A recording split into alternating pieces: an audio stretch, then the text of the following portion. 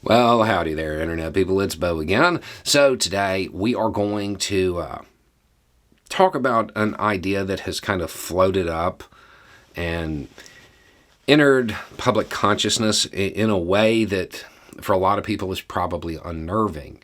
And it's the idea that the Republican Party has another paper plot underway, another scheme with which to subvert the U.S. Constitution, try to use a loophole, a technicality to get away from what it really meant, and force amendments to the Constitution. Now, the idea was to use a bunch of states to call for a constitutional convention, and then from there, push the amendments through.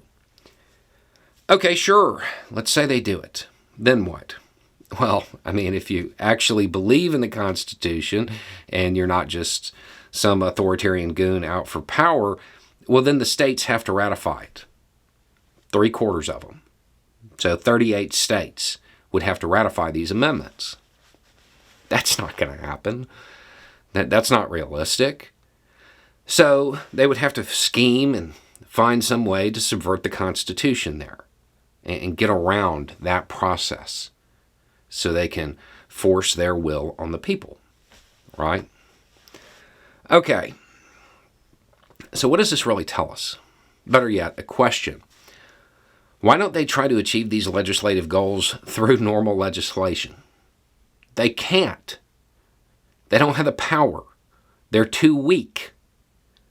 That's why they don't do it that way. So they're trying to use some technicality because they know they don't have the power. They don't have the support.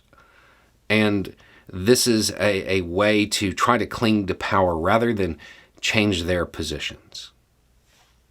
That's what it's telling you. The Republican Party fixating on all of these quasi-legal theories, these ideas of trying to exercise power by skirting the Constitution, it shows that they're weak and that they know they're weak and that they know they're not getting stronger. Because if they actually had support, they'd be able to do it through normal legislation. But they don't have it. So, let's say they do it. They subvert the Constitution, they change the way things are ratified, they push this stuff through some quasi-legal means, but they don't have the support. What happens?